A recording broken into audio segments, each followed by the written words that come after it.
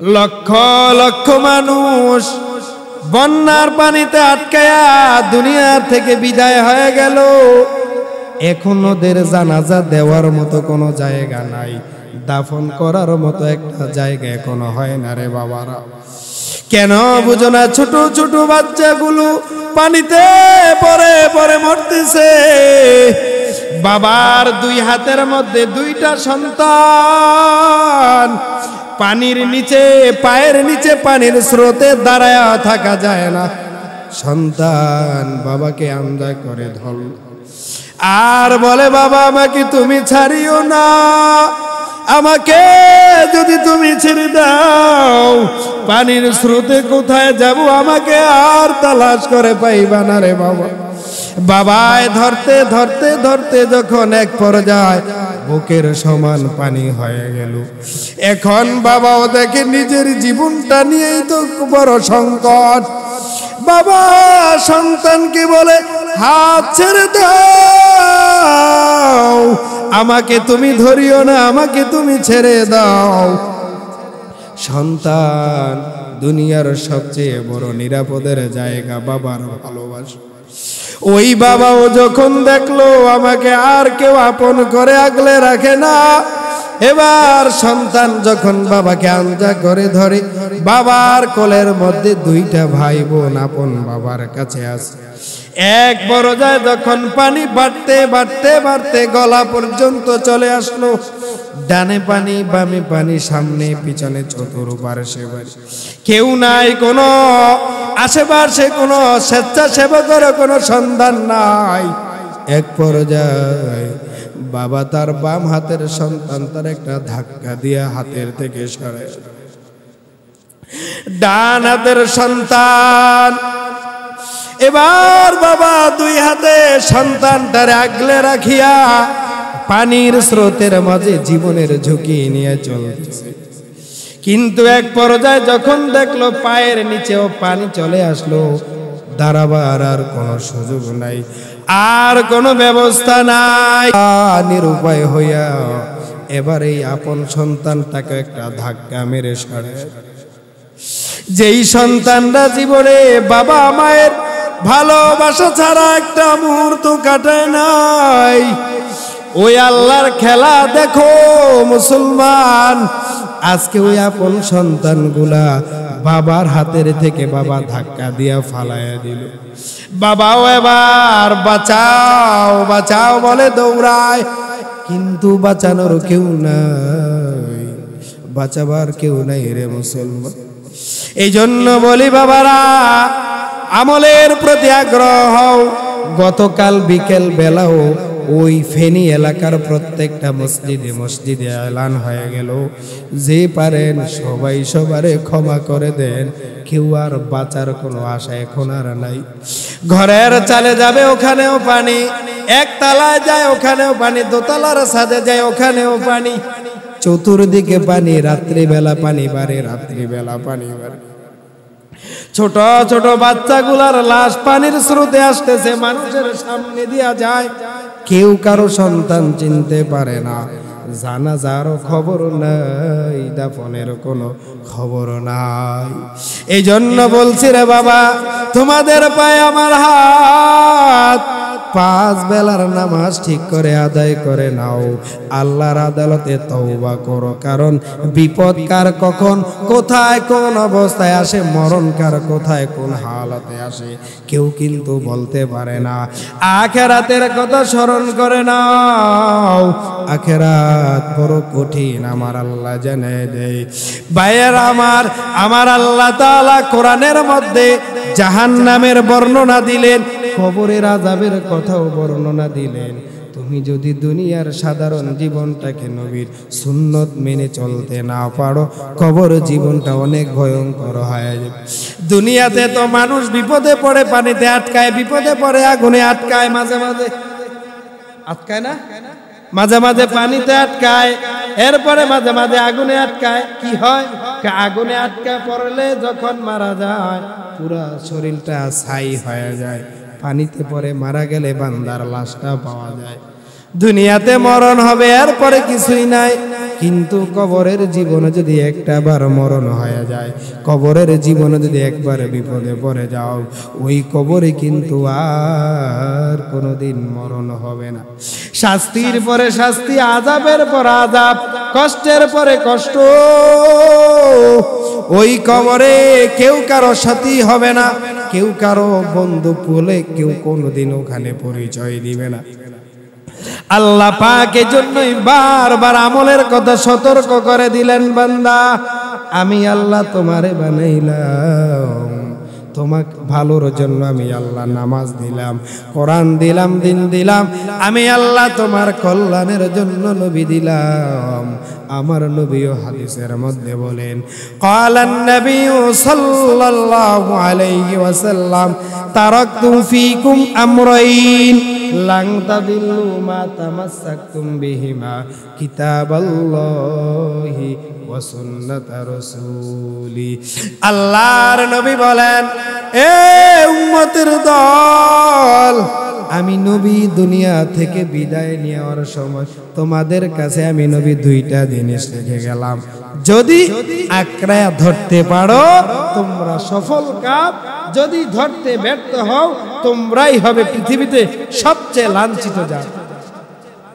এই জন্য রসুলের কথাকে অল টাইম আমাদের প্রাধান্য দিতে হবে। আল্লাহ রসুলের সুন্নত ব্যতীত মুমিনের কল্যাণের আর কোনো রাস্তা নাই, আর কোনো পথ নাই, আর কোনো তরিকা নাই, ভিন্ন কোনো ব্যবস্থাও নাই। কথা বলেন ঠিক না বেঠিক? এই জন্য মুসলমান ভাইয়েরা আমার, আল্লাহ রসুল যে আদর্শ, যেই নীতি, যেই তরিকা, যেই পথ আমাদের জন্য রেখে গেলেন, এই পথ ধরতেই হবে, মানতেই হবে, মানা ব্যতীত বাঁচার কোনো উপায় নেই।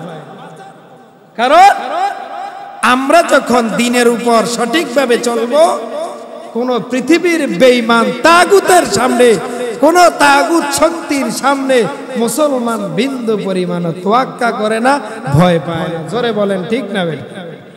পাকিজা তারাজ আরশ বারি জন্নত ফিরদৌস, আরাম গাহে পাক রসূল আরবি হ্যায়, আরাম গাহে পাক রসূল আরবি হ্যায়। आए तर्क वतन सुन्नत महबूब इलाही,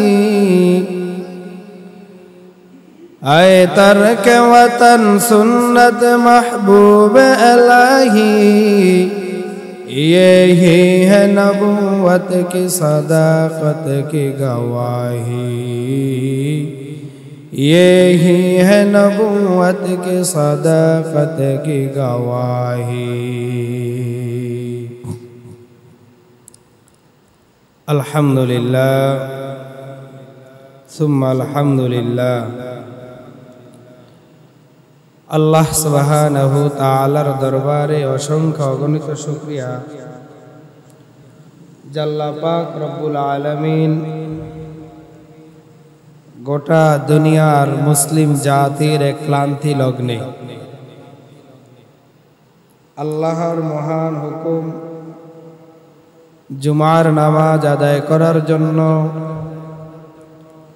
আল্লাহর ঘরে পবিত্র জায়গায় আসার, বসার এবং নামাজের পূর্বক্ষণে দিনই কিছু কথা আমাকে বলার এবং আপনাদেরকে শ্রবণ করার তৌফিক দান করেছেন। এই জন্য আমরা সকলেই আল্লাহ প্রদত্ত এই নিয়ামতের শুকরিয়া আদায়ার্থে ইমানি আওয়াজকে উঁচু করে সকলে উচ্চ কণ্ঠে বলি আলহামদুলিল্লাহ। অসংখ্য দরুদ সালাম সরকার দো আলম সৈয়দুল মুরসালিন খাতামুন নবিয়্যিন সৈয়দুস সাকলাইন নবিয়ুল আরব ওয়াল আজম ইমামুল মুরসালিন আখিরি নবী নবী মুহাম্মদুর রাসূলুল্লাহ, সকলে অন্তরের অন্তঃস্থল থেকে পড়ি সাল্লাল্লাহু আলাইহি ওয়া আলিহি ওয়াসাল্লামের উপর। উপস্থিত মুসল্লিয়ানে কেরাম এবং পর্দার আড়ালে অবস্থানরতা আমার শ্রদ্ধেয় সম্মানিতা মা ও বোনেরা, আমাদের গত জুমার যে আলোচনার বিষয় ছিল এরই ধারাবাহিকতায় আজকেও সেই আলোচনায় হবে ইনশাআল্লাহ। আল্লাহ পাক রব্বুল আলামিন আলোচনা করনেওয়ালা এবং শ্রবণ করনেওয়ালা উভয়কে কবুল করুক, জোরে বলেন আমিন। সূরা মুলক 2 নং আয়াতে কারিমায় আল্লাহ পাক রব্বুল আলামিন বললেন যে মানুষ, তোমরা একটু ভালো করে শুনো, মানুষের মরণ, সৃষ্টির মরণ, মাখলুকাতের মরণ, এটা আমি আল্লাহ বানিয়েছি। মানুষের হায়াত, সৃষ্টিজীবের হায়াত, সমস্ত মাখলুকাতের হায়াত, এটাও আমি আল্লাহ বানিয়েছি। এক কথায় হায়াত এবং মৌত দুইটার মালিক কে? জোরে বলেন আল্লাহ। যে আল্লাহ হায়াত বানাইলেন আবার মৌতও বানাইলেন। আমরা দুনিয়ার চলার ক্ষেত্রে বলার সুবিধার্থে বলি হায়াত মৌত। আমরা কি বলি? হায়াত মৌত সবই আল্লাহর হাতে। আর আল্লাহ বলতে গিয়ে কুদরতি ভাবে বললেন মৌত হায়াত। আল্লাহ আগে বললেন মরণের কথা, পরে বললেন হায়াতের কথা। এই কথার মধ্যে জোরে বলেন হিকমত আছে না নাই? অবশ্যই আছে। আমরা দুনিয়ায় চলার ক্ষেত্রে বলি হায়াত মৌতের কথা, আর আল্লাহ কোরআনের আয়াতের মধ্যে বলতে গিয়ে বললেন মৌত হায়াতের কথা। আমরা মানুষ, আমরা হলাম মাখলুকাত, আমরা হলাম সৃষ্টি, আল্লাহ হলেন স্রষ্টা, বানানেওয়ালা। আল্লাহ বলতেছেন আমি মৌতও বানাইলাম, হায়াতও বানাইলাম। আগে মরণের কথা বললেন, পরে হায়াতের কথা। এর অনেক কারণ, একাধিক কারণ সমূহের মধ্য থেকে একটা কারণ হলো যে মানুষ পৃথিবীতে আসার পর তার মরণ হবে, এবং মানুষ একসময় অস্তিত্ববিহীন ছিল, মৃত ছিল। আগে মানুষ কি ছিল? মৃত ছিল, অস্তিত্ববিহীন ছিল। এরপরে আল্লাহ পাক মা এবং বাবার দুইজনের একটা ভালো সম্পর্ক, দাম্পত্য জীবনের ভিত্তিতে আমাদেরকে আল্লাহ পাক একটা অস্তিত্বের ভিতরে নিয়ে আসলেন। সুবহানাল্লাহ। তো আল্লাহ পাক বলেন মরণ জীবন সবই আমি আল্লাহ বানাইছি। অতএব কারণে পৃথিবীর কোনো মুসলমানের টেনশন নাই, মুসলমান তোমাদের মরণ হবেই। যেহেতু মরণের কথা আল্লাহ আগেই বললেন, তাহলে আমাদের মরতে হবেই, এতে কোনো সন্দেহ নাই। এখানে কোনো ভুল বুঝারও অপশন নাই। মরণ আমাদের হবেই। আর আল্লাহর রাসূল তো বলেছেন যে মুমিন জান্নাতে যাওয়ার মাঝখানের বাধাই হলো মরণ। কারণ মরণ না হলে সে জান্নাতে যাবে না। তাহলে পৃথিবীর ইতিহাসের শুরু থেকে আজ পর্যন্ত দুনিয়ার যত বেঈমানরা মুসলমানদেরকে দুর্বল মনে করে, মুসলমানদেরকে অসহায় মনে করে, মুসলমানদেরকে গরিব মনে করে, মুসলমানদেরকে একেবারে দুর্বল ভেবে যারা বারংবার মুসলমানের উপর জুলুমের স্টিম রোলার চালিয়েছে, সর্বক্ষেত্রেই ওদের জুলুমের শিকার মুসলমান হয়ে মজলুম হয়েছে। আল্লাহর আদালতে যখন আর্তনাদ শুরু হয়ে গেছে, মানুষকে আল্লাহ পাক দুই ভাগে বিভক্ত করে মুসলমানকে বিজয়ের মালা পরায় দিয়েছে। ইতিহাস পরবর্তী প্রজন্মের জন্য একটা শিক্ষা, ইতিহাস পরবর্তী প্রজন্মের জন্য একটা সতর্কবাণী, ইতিহাস পরবর্তী প্রজন্মের জন্য অনেক শিক্ষণীয় জিনিস নিয়ে আসে। এজন্যই জ্ঞানীগণ, গুণীজন সবাই বলে যে যারা ইতিহাস ভুলে যায় ইতিহাস যারা চর্চা করে না, যাদের মধ্যে ইতিহাসের কোনো বীজ নাই, ওই জাতিকে দুর্বল করা, ওই জাতিকে দুলিশ্বাত করা একেবারে ওয়ান টাইম। ইতিহাস জানতে হবে, ইতিহাস জানতে হবে। প্রিয় মুসলমান ভাইয়েরা, পর্দার আড়ালের মা বোনেরা, আজ গোটা বাংলাদেশের মাঝে আমাদের যে স্বঘোষিত বন্ধু নামের কলঙ্ক, আমাদের পার্শ্ববর্তী জেলা রাষ্ট্র ইন্ডিয়ান রাষ্ট্রপ্রধান এবং ওনাদের পার্লামেন্ট মেম্বার যারা ছিল, বিগত সময় আমাদেরকে একটা গান ওনারা শোনাইতো যে ভারত বাংলাদেশের বন্ধু। ভারত বাংলাদেশের কথা বলেন, ভারত বাংলাদেশের বন্ধু, এটা তাদের স্লোগান ছিল। কিন্তু বারংবার আমরা দেখেছিলাম সেই আমাদের বর্ডারের ফেলানি হত্যা নিয়ে অদ্যাবধি সময় পর্যন্ত বহু মানুষকে তারা, নিরীহ মানুষকে তারা গুলি করে দুনিয়ার থেকে বিদায় করে দিয়েছে। এটা হলো বন্ধুত্বের পরিচয়, এটা বন্ধুত্বের পরিচয়। কি অপরাধ ছিল আমার দেশের জনগণের, কি অপরাধ ছিল আমার দেশের মানুষের, যে 19 থেকে 20 হলেই তোমরা আমাদেরকে এইভাবে গুলি করে পাখির মতো মানুষগুলাকে মেরে রাস্তার পথে ঘাটে মাঠে ফালাইয়া রাখলে। এখন তো আর বর্ডার জোরদার হওয়াতে এখন আর গুলি করে মারার কোনো সুযোগ নেই। আমাদের মানুষের মধ্যে 3টা জাত, এর মধ্যে পুরুষ, আরেকটা হলো নারী, আর একটা জাত আছে তৃতীয় লিঙ্গ, যাদেরকে বাংলা ভাষায় হিজলা বলা হয়। এই হিজলারা দেখবেন দোকানে, মাঠে, গাড়িতে, ময়দানে, মার্কেটে চাঁদা উঠায়, টাকা তোলে। যদি কেউ তাকে টাকা না দেয় তাহলে সে তার ইজ্জত ওই জায়গায় ওই ব্যক্তির সামনে নষ্ট করে দেয়, নিজের কাপড় উঠিয়ে দেয়। কথা কোন ঠিক না বেঠিক? কখন তোলে? যখন দেখে আর পারে না। এখন না পারলে তাকে কিভাবে নিজের প্রতিশোধ নেয়? ঠিক আমরাও মনে করি আমাদের বন্ধু নামের কলঙ্ক যারা, ভারতের রাষ্ট্রপ্রধান যারা, পার্লামেন্ট মেম্বার যারা, তারাও ইদানিং দেখি আমাদের সাথে কলা কৌশলে, যুক্তিতে, অর্থনীতি কোনোভাবে না পাইরা বর্ষার সময় আসলেই আমাদেরকে মনে করেন সেই ফারাক্কা বাঁধের কাপড় উল্টে। এটা দুর্বলতা, এটা বিরক্ত না, এটা চোরের স্বভাব। যারা কাউকে শক্তিতে না পাইরা, যারা কাউকে অর্থনৈতিক ভাবে না পাইরা বিভিন্ন ভাবে অপচেষ্টা করে ওই সমাজকে, ওই জাতিকে, ওই রাষ্ট্রকে দুর্বল করে। তবে মানুষ,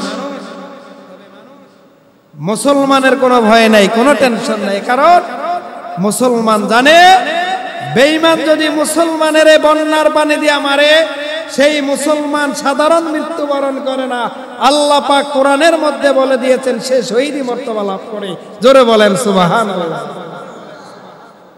আমগো কিসের টেনশন? আমগরে বাঁচায় রাখলে তোকে বিপদ, আর আমরা করে যদি তোরা মাইরেই ফেলো, তোরা মনে করতেছ আমগরে মারতেছ, আসলে আমরা তো মরতেছি না, আমগরে তোরা শহীদের মর্তবা দিয়া জান্নাতের মেহমান বানিয়ে দিতেছ। শহীদি মর্তবা হওয়া, শহীদি মর্যাদা পাওয়া, এটা সবার নসিব হয় না। এজন্য আমরা আমাদের ব্যর্থ কণ্ঠে আমাদের দেশের যারা পরিচালক আছে সবার কাছে আমরা এই মেসেজটুকু দিতে পারি যে তারা যদি আমাদেরকে বাদ দিয়ে ভয় দেখায়, এক বাদেরই তো ভয়, আর তো কোনো ভয় নাই। যারা আমাদের থেকে টনকে টন ইলিশ মাছ নিয়েছে, টনকে টন ইলিশ মাছ নিয়েছে, বিনিময়ে আমাদেরকে কি দিয়েছে? প্রত্যেকটা বছর আসলেই বন্যার সময় আমাদের পানিতে মারে।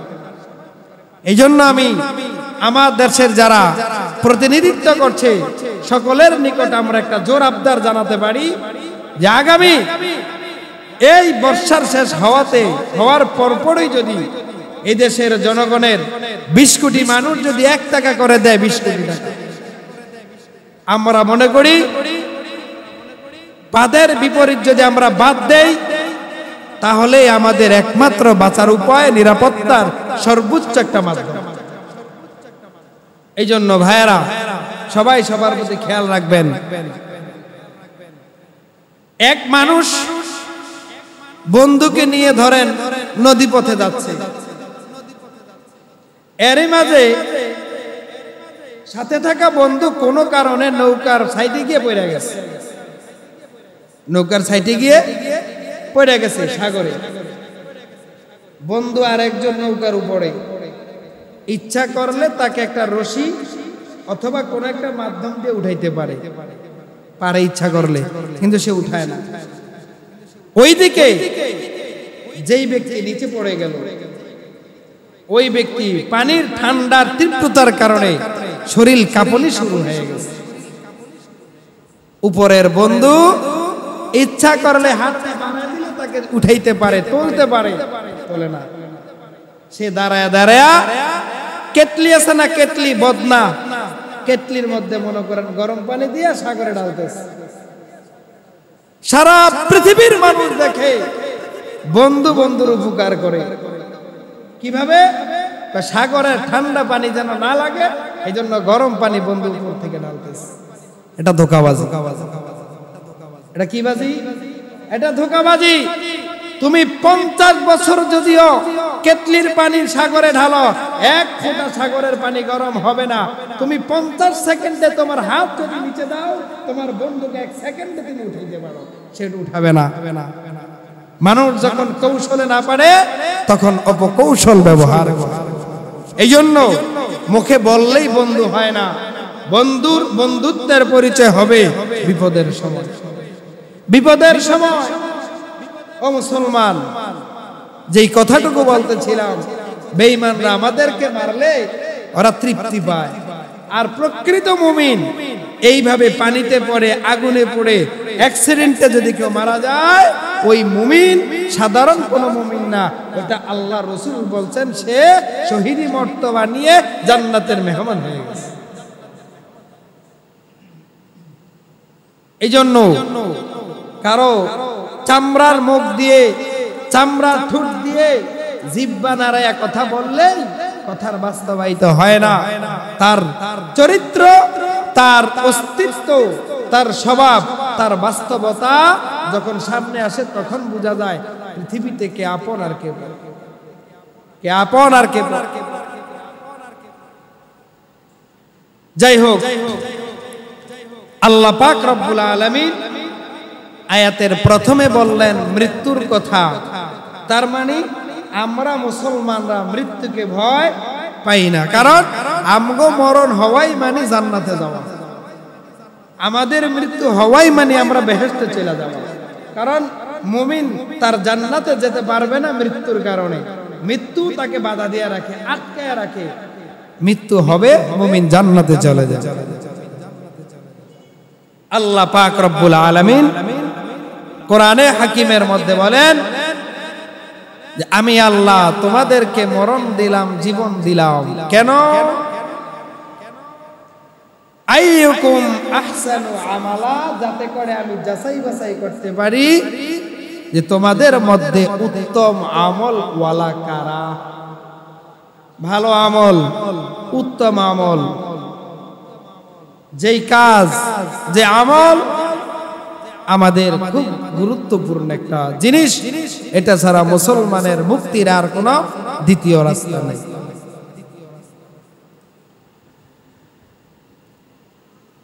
লিনাবলুয়াকুম আইয়ুকুম আহসানু আমালা, আল্লাহ পাক বললেন আমি আল্লাহ তোমাদেরকে পরীক্ষা করব, এই জন্য তোমাদেরকে আমি হায়াত মউত দিলাম। কিসের পরীক্ষা করবেন? দুনিয়ার জীবনে চলার পথে আমাদের আমলগুলা কার আমলটা বড় সুন্দর ছিল, বড় ভালো ছিল। গত জুমায় বলেছিলাম আমাদের মরণের পর কিয়ামতের আদালত যখন আমার আল্লাহ কায়েম করবেন, সেই দিন আমার আল্লাহ সর্বপ্রথম নামাজ নামের আমলের হিসাব নিবে। পয়গম্বর বলেন, ক্বালান নবী সাল্লাল্লাহু আলাইহি ওয়াসাল্লাম, আউয়ালু মা ইউহাসাবু বিহিল আবদু ইয়াওমাল কিয়ামাতিস সালাহ। কিয়ামতের দিন সর্বপ্রথম আল্লাহ পাক দুনিয়ার মানুষের নামাজের হিসাব নেবেন। অন্য কোন আমলের হিসাব আমার আল্লাহ সর্বপ্রথম নিবেন না। এরও একটা কারণ আছে, আমার নবী বলেন, ফাইন সালাহাত সালাহা সাইরু আমালিহি। আমার নবী জানায়া দেয়, হাসরের ময়দানে আল্লাহ পাক যখন মুমিনের নামাজের হিসাব টুকু নিবেন, যেই মুমিনের নামাজের হিসাব খাতার তালিকার মধ্যে সুন্দরভাবে এটাকে তালিকাভুক্ত করে দেওয়া হবে, ওই মানুষের বাকি আমলগুলাও পরিপূর্ণতার সঙ্গে তালিকাযুক্ত করে দেওয়া হবে। এই জন্য নামাজের প্রতি যত্ন হও। এই দুনিয়ায় সব কাজ চলে মুসলমানের নামাজের ক্ষেত্রে যত অজুহাত। একজনকে যদি বলি, ভাই কি ব্যাপার, নামাজ পড়তে আসেন না কেন? যদি বলি আসেন, মুয়াজ্জিন সাহেব আজান দিয়েছে, নামাজে আসেন, তখন বলে ইমাম সাহেব আমার পরিহিত কাপড়টা ভালো না। মুসলমান এই কথা বলে, অথচ মুসলমানের জন্য অল টাইম সদা সর্বদা সর্ব অবস্থায় পাক পবিত্র অজু অবস্থায় থাকাই ছিল নবীজির সুন্নতের আদর্শ। সেখানে মুসলমান তো পবিত্র থাকে না, নাপাক কাপড় নিয়ে অল টাইম চলাফেরা করে। এটা ধরা যায় কখন? নামাজের জন্য আহ্বান করা হয় যখন। কথা বলেন ঠিক না বেঠিক? এই জন্য ভাইয়েরা আমার, সব জায়গায় যুক্তি চলে না। বন্ধু আর এক বন্ধুকে জিজ্ঞাসা করে, দোস্ত আমি তো জানি তুই দাঁতের ডাক্তার, ডেন্টালের চিকিৎসক। কয় হ্যাঁ। তুই যদি দাঁতের ডাক্তার হও তো তোর ফোলাটা দাঁত ছাড়া জন্মগ্রহণ করলো কা? দাঁত ছাড়া জন্মগ্রহণ করলো কা? এ আবার রিটেন আরেক প্রশ্ন তাকে দিল, কয় দোস্ত তুই আমার যে প্রশ্ন করলি আমিও তো জানি তুই দর্জি কাপড় ছিলাও, তো তোর ফলাটা ল্যাংটা আইলো কা? দুইজনের প্রশ্ন কোনো উত্তর নাই, যেমন বুঝছে তেমন বলছে, তেমন প্রশ্ন করেছে। এরে নবীর উম্মতের দল, মুসলমানের প্রত্যেকটা কাজ সাবধানতার সঙ্গে পালন করতে হবে। একমাত্র নবীর তরিকায় আল্লাহর সন্তুষ্টির জন্য আদায় করতে হবে। বসরা এলাকার একজন মহিলা এখনো পর্যন্ত, যার নামটা গোটা দুনিয়ার সমস্ত মুসলিম নারীরা ভালোভাবে জানে, হযরত রাবেয়া বসরি। নাম শুনছেন কখনো? নাম শুনছেন? রাবেয়া বসরি রাহিমাহুল্লাহ যখন কোন একদিন দুই হাতের মাঝে দুইটা পদার্থ নিয়ে রওনা, এক হাতের মধ্যে আগুনের একটা কয়লার বিশাল বড় অংশ নিয়ে হাঁটতেছে, আরেক হাতের মধ্যে একটা পাত্রের মধ্যে পানি নিয়ে উনি হাঁটতেছে। এক হাতের মধ্যে আগুন আর এক হাতের মধ্যে পানি। চলার পথে কেউ প্রশ্ন করলো, রাবেয়া কোথায় যাও? কয় কোনো কথার জবাব দিব না। কেন? কয় আমার হাতের আগুন আর হাতের পানি নিয়ে আমি যাইতেছি। ডান হাতের আগুন দিয়া আল্লাহর বানানো সুন্দর জান্নাত আমি জ্বালায়া দিব, আর বাম হাতের পানি নিয়ে আল্লাহর বানানো জাহান্নামের আগুনটারে নিভাইয়া দিব। কি ব্যাপার তোমার কেন রাগ? হাতের মধ্যে আগুন আর এক হাতে পানি নিয়ে কোথায় যাও? রাবেয়া বলল, আমি তো জান্নাত পোড়ায়া দিব, জাহান্নামের আগুন নিভায়া দিব, এই জন্য হাতে পানি আর এক হাতে আগুন নিয়ে যাইতেছি। কেন এত বড় রাগ কেন তোমার? গোসা কেন? অভিমান কেন? হযরত রাবেয়া বলে, ভাই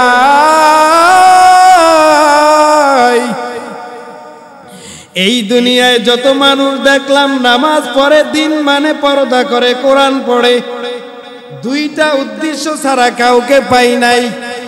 কিসের উদ্দেশ্য? রাবেয়া বলো।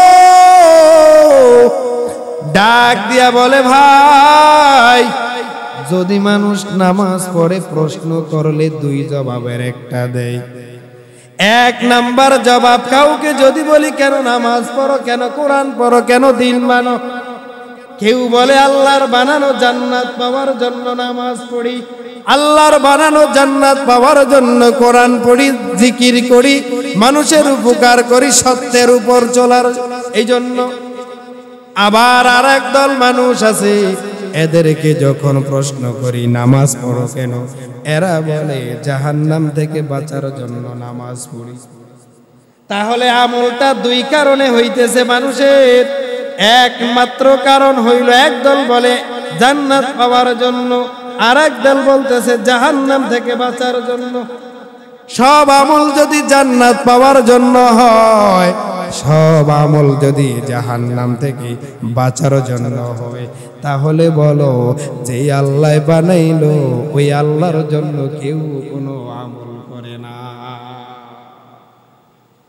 আমাল সে বনতি হে জন্নত ভি জাহান্নাম, আমাল সে বনতি হে জন্নত ভি জাহান্নাম, ये खाक फितरत में न नारी है न नूरी।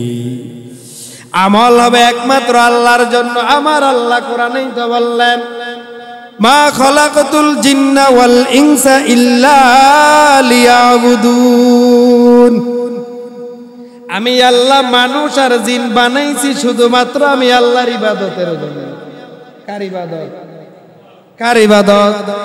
আরো জোরে বলেন, কার ইবাদত? আল্লাহর ইবাদত করব, আর কারো ইবাদত চলবে না, গোলামি চলবে আল্লাহর, আর কোনো গোলামি চলবে না। একমাত্র রব হিসাবে মানবো আল্লাহকে, আর কাউকে প্রভু মেনে চলার মুসলমানের বিন্দু পরিমাণ টাইম নাই। জোরে বলেন ঠিক না বেঠিক?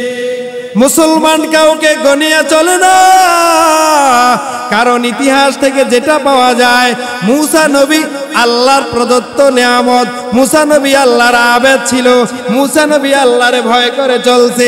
ফেরাউন বারবার ভেস্কি দেয়, মুসা নবীর চুলও ছিঁড়ে না, কিন্তু মুসা নবী যখন আগায়া গেল, ফেরাউন তখন নিমজ্জিত হয়ে গেছে। এরকম একটা নয়, দুইটা নয়, শয়তান মুসলমানের ধোঁকা দেওয়ার জন্য তৈরি। কিছু কিছু সাধারণ মুসলমানও আছে শয়তানের ধোঁকায় পড়িয়া গুনাহ করার জন্য রেডি। আছে না নাই? আছে না নাই? এরে নবীর উম্মতের দল, কয়দিন বাঁচবা? এই দুনিয়া তো একদিন ছেড়ে চলেই যেতে হবে। অন্ধকার কবরে একদিন যাবা, যেই কবরে যাওয়ার জন্য যখন তোমার সামনে মালাকুল মউত সামনে আসবে, চোখ বন্ধ হয়ে যাবে, ইচ্ছা করলেই তখন আর তওবা করার সুযোগ থাকবে না। ইচ্ছা করলেই তখন আল্লাহর কাছে ক্ষমা চাওয়ার আর সুযোগ থাকবে না। ইচ্ছা করলেই তওবা করার সুযোগ নাই, নেক আমল করার সুযোগ নাই। ও নবীর উম্মতের দল, এই যে আমাদের দক্ষিণ অঞ্চলে, আমাদের চাঁদপুরের পার্শ্ববর্তী জেলা, আমাদের নোয়াখালী, লক্ষ্মীপুর, ফেনী, কুমিল্লা, লক্ষ লক্ষ মানুষ বন্যার পানিতে আটকায়া দুনিয়া থেকে বিদায় হয়ে গেল।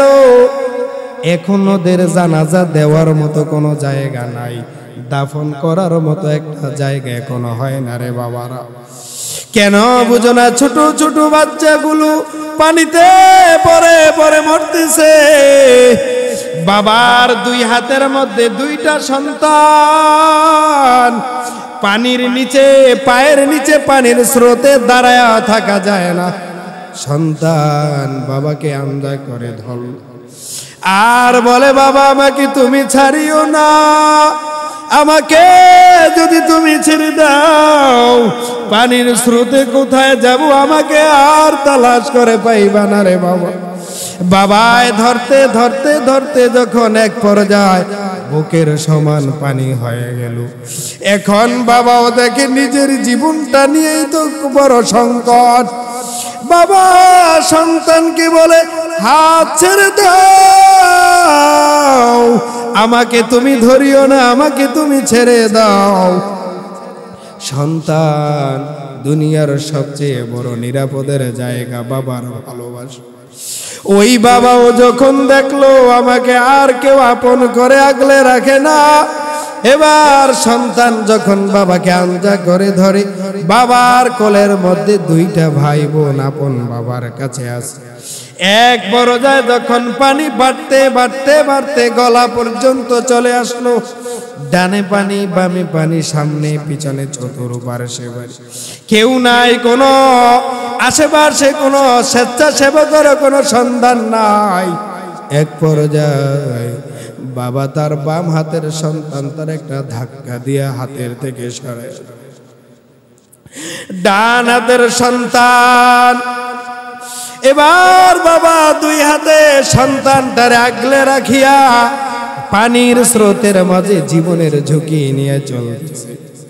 কিন্তু এক পর্যায়ে যখন দেখলো পায়ের নিচেও পানি চলে আসলো, দাঁড়াবার আর কোনো সুযোগ নাই, আর কোনো ব্যবস্থা নাই, নিরুপায় হইয়া এবার এই আপন সন্তানটাকে একটা ধাক্কা মেরে সরে।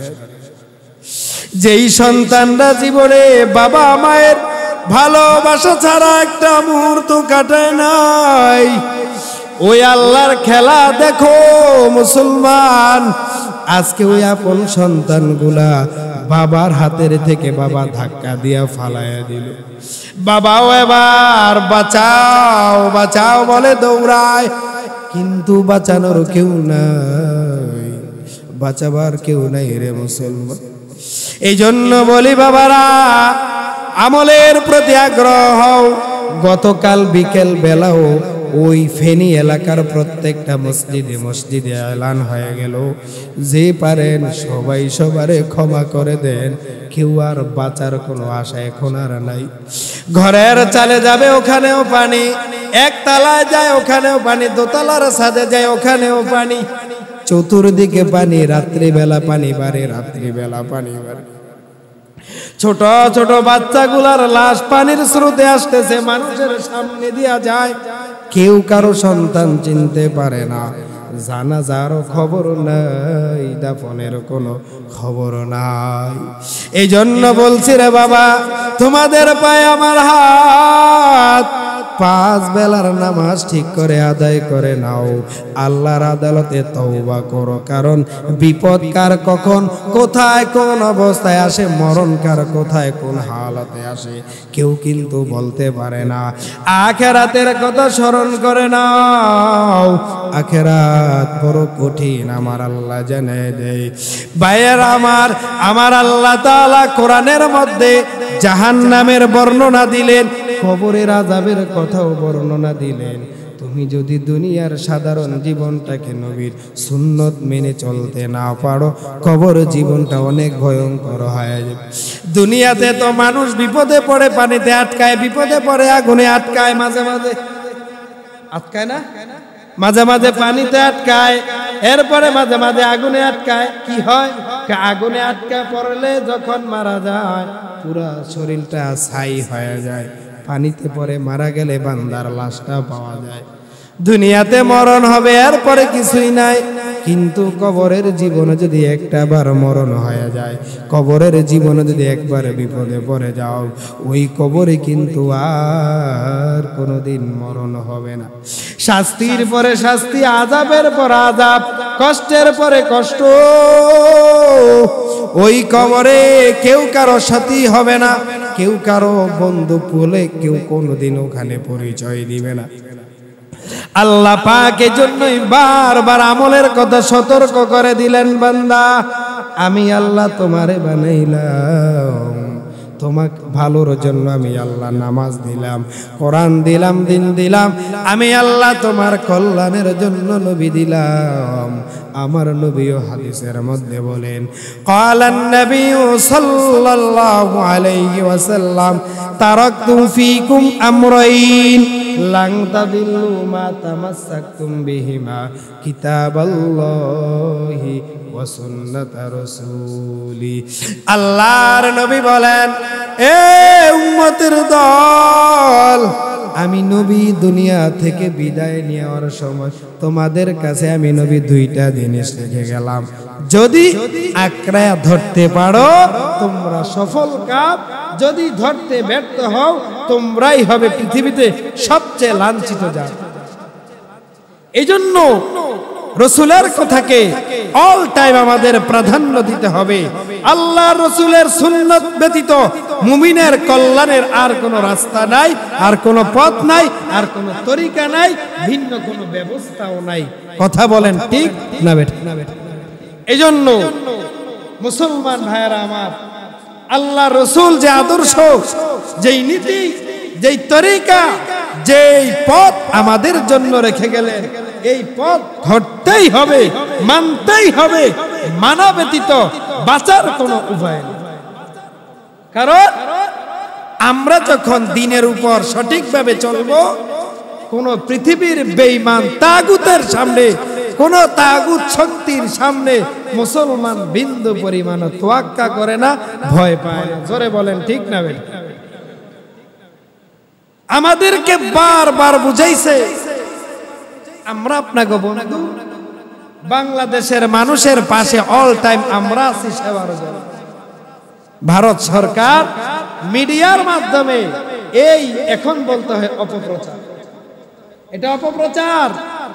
আমাদেরকে আসলে সেবা করবে বলে নাই, বুঝাইছে সেবার নামে তোমাদেরকে ডইলা পিসা সেবা করবে। আর মুসলমান জাতি, বাংলাদেশের মুসলমানের ঘরে ঘরে সেই ভারতের ইন্ডিয়ান চ্যানেল আনন্দের সাথে ঠ্যাঙের উপর ঠ্যাং দিয়া এসি রুমে বৈশা, চেয়ারের মধ্যে আরাম করে বৈশা দেখে কত নির্লজ্জ বেহায়া এই বাংলাদেশের মুসলমান। কথা বলেন ঠিক না বেঠিক?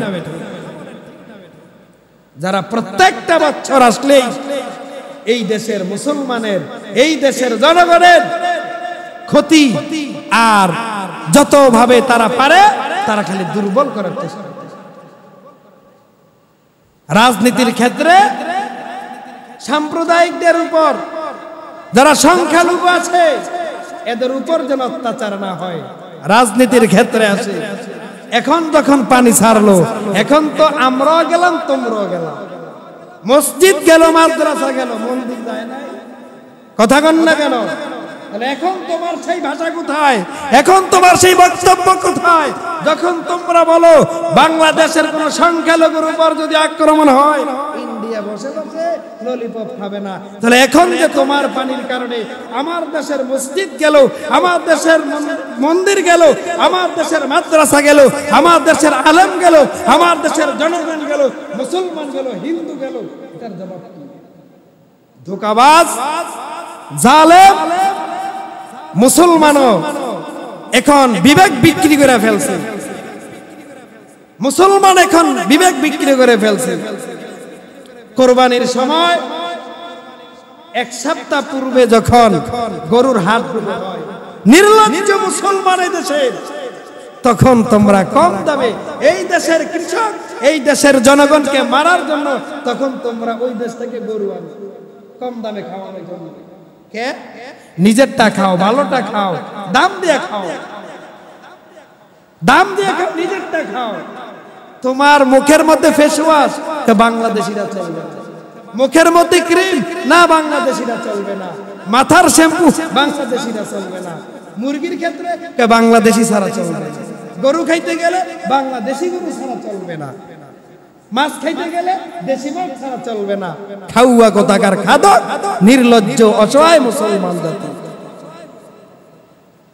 তুমি আজকে যদি ইন্ডিয়ান প্রোডাক্ট বন্ধ করে দাও, যখন ইসরায়েল ফিলিস্তিনের উপর যখন গুলিবর্ষণ শুরু করলো, গোটা পৃথিবীর মুসলমান ইসরায়েলি প্রোডাক্ট বর্জন করছে।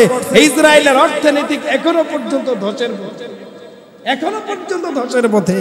আর তুমি মুসলমান ইন্ডিয়ান প্রোডাক্ট ব্যবহার করো, Indian face wash, Indian cream, Indian shampoo. লজ্জা থাকা দরকার ছিল। যারা তোমার মাকে মারতেছে, যারা তোমার ভাইকে মারতেছে, যারা তোমার আপনজনকে মারতেছে, তাদেরকে তোমরা অর্থনৈতিক ভাবে চাঙ্গা করে দাও, আর মাঝে মাঝে তোমরা কও আমরা তাদের বন্ধু। আমগো বাংলাদেশের উন্নয়ন, ভারতের উন্নয়ন, বাংলাদেশের উন্নয়ন, ভারতের উন্নয়ন, ভারতের উন্নয়ন, আমগো উন্নয়ন। পদ্মা সেতুর কোনো প্রয়োজন ছিল না বাংলাদেশের এই মুহূর্তে। এই দেশের 20 কোটি মুসলমানের জান মাল রক্ষার্থে এই দেশের একাধিক বাঁধ দেওয়া প্রয়োজন ছিল। যে জায়গাগুলো দিয়ে পানি ছাড়তেছে 40 কিলোমিটার দূরে যদি আমাদেরও পাল্টা একটা বাঁধ ওদের থেকে উঁচা করে দেয়, তাহলে আমাদের দেশের আজকের এই হাজারো হাজার মানুষ মৃত্যুর মুখে পড়ে না। সামনে একটা ললিপপ দিয়া পকেটের 5000 টাকার মানি ব্যাগ লয়ে গেছে। এগুলো বলতে গেলে এই কথাগুলো কি রাজনৈতিক কথা? এগুলা দেশের কথা, দেশের পক্ষে কথা, স্বাধীনতার কথা, এই দেশের জনগণের পক্ষের কথা। পৃথিবীতে একটা জায়গায় আছে, ওই জায়গায় গোটা দুনিয়ার সমস্ত মানুষের, শুধু মুসলমান না, সমস্ত শ্রেণী পেশার, সমস্ত ধর্মাবলম্বী ব্যক্তিদের সঠিক ন্যায্য অধিকার বলার একমাত্র জায়গা মসজিদের মিম্বার, মাহফিলের ময়দান, যেটা আমার রাসূল শিখিয়ে গেছেন, সাহাবায়ে কেরাম শিখিয়ে গেছেন। আমরা মনে করি এখানে বসলে শুধু নামাজের কথা চলবে, আমরা মনে করি এখানে বসলে শুধু যাকাতের কথা চলবে, আমরা মনে করি এখানে বসলে শুধু কোরআনের কথা চলবে, এখানে বসলে আমরা মনে করি শুধু পর্দার কথা চলবে। না, এখানে বসলে স্বাধীনতার পক্ষে কথা বলতে হবে, এখানে বসলে ইতিহাসের কথা বলতে হবে, এখানে বসলে গোটা দেশের মানুষের ন্যায্য অধিকারের কথা বলতে হবে। বুঝতে হবে এটা নিরপরাধ, নির্দলীয়, নিরপেক্ষ একটা চেয়ার, এটা সবার জন্য। আমাদের অন্তর্বর্তীকালীন সরকার বর্তমান যিনি ডক্টর ইউনূস সাহেবকে কোন এক সাংবাদিক প্রশ্ন করেছিল যে স্যার, বিচার যখন পাবো না তখন তো হিন্দুরা বলবে আলাদা বিচার। উনি একটা কথা বলেছিল, আপনি হিন্দু আলাদা টানবেন কেন, মুসলমান আলাদা টানবেন কেন, ইহুদি আলাদা টানবেন কেন? আপনি এক কথায় আসতে হবে, এক প্ল্যাটফর্মে আসতে হবে যে আমি এই দেশের নাগরিক হিসেবে আমি আমার ব্যক্তিগত ব্যক্তি স্বাধীনতা, আমার ন্যায্য অধিকার, ন্যায্য বিচার আমি চাই। এভাবে আমার বলতে হবে, শিখায়। কারণ আমাদের তো মেধা বিক্রি করে ফেলছে, বিবেক বিক্রি করে ফেলছে। আমরা কথা বলতে গেলে মনে হয় হিন্দুদের বিরুদ্ধে বলি, এটা আমগোই মনে হয়। আমরা কথা বলতে গেলে আমরাই মনে করি এই কথাটা মানে আমার দলের বিরুদ্ধে। না, এই কথাটা ইমাম, এই কথাটা আলেম আপনার দলের বিরুদ্ধে বলে না, অপরাধের বিরুদ্ধে বলছে, দুর্নীতির বিরুদ্ধে বলছে। আপনারা যখন বলেন কোরআন থেকে বয়ান করেন, বলেন কোরআন কি দুর্নীতির পক্ষে? এই কোরআন কি সুদের পক্ষে? কোরআন কি জুলুমের পক্ষে? কোরআন কি মিথ্যার পক্ষে? কোরআন কি অন্যায়ের পক্ষে? তাহলে অন্যায়ের পক্ষে যদি কোরআন না হয়, কোরআন দিয়ে কথা বললে তো পিঠে আরো পড়ব। আমরা তো কথা বলি মাঝে মাঝে পিঠে না পড়ে। এই জন্য ভাইয়ারা আমার, এই দেশে হিন্দু, বৌদ্ধ, খ্রিস্টান, মুসলমান, মসজিদ, মাদ্রাসা, মন্দির, আলেম, গির্জা সবাই থাকবে, সবার ব্যক্তি স্বাধীনতা নিয়ে, ন্যায্য অধিকার নিয়ে। আমি যেমন ভাবে বুক ফুলিয়ে কথা বলতে পারি, একটা হিন্দু যেন তার ন্যায্য অধিকারের কথাটা বুক ফুলিয়ে বলতে পারে, তাহলে এদেশের স্বাধীনতার মূল্যায়ন করা হবে। কথা বলেন ঠিক না বেঠিক? এই জন্য ভাইয়েরা আমার, প্রস্তুত হন এই দেশের রক্ষার্থে, দেশের সম্পদ রক্ষার্থে, এই দেশের জনগণের রক্ষার্থে আমরা সকলে ঐক্যবদ্ধভাবে আমাদের দেশটাকে নতুন করে সাজানোর ফিকির আমাকেই করতে হবে, আমাদেরই আগাইতে হবে, আমাদেরই উদ্যোগ নিতে হবে। এখন আমাদের যে বন্যাত্ম এলাকাগুলো, প্রায় 16টা জেলার মধ্যে পানির এই অবস্থা।